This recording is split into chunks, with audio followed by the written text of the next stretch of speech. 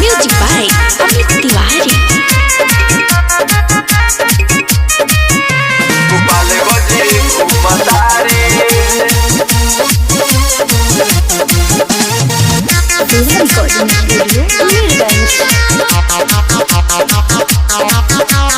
दिलवा ते दे बेकारे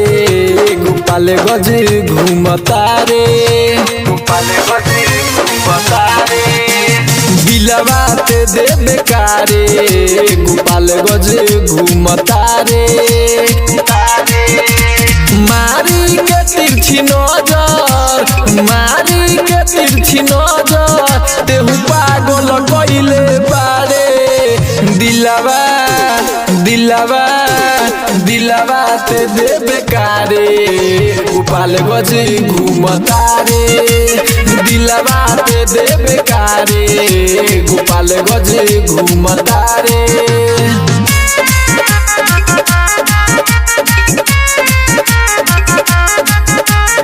Music by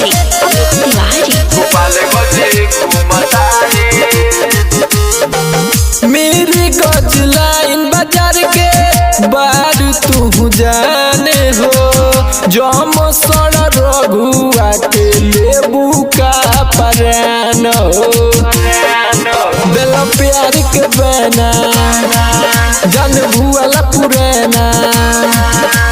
बथुआ या फूलवरिया बथुआ या फूलवरिया के दरदिया देले बारे अरे दिलवा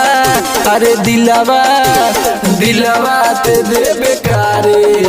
गोपाल गज घूमता रे दिलवा ते दे बेकारे गोपाल गज घूमता रे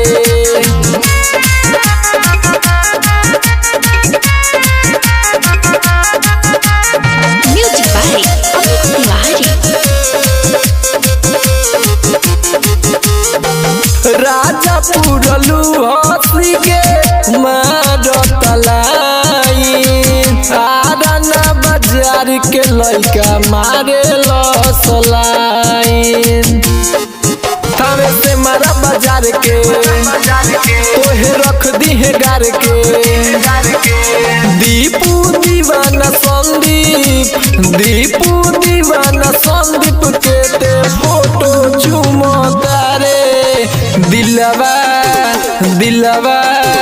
दिलवा ते दे बेकारे गोपाल गज घूमता रे दिलवा ते दे बेकारे गोपाल गज घूमता रे रिकॉर्डिंग स्टूडियो मीरगंज।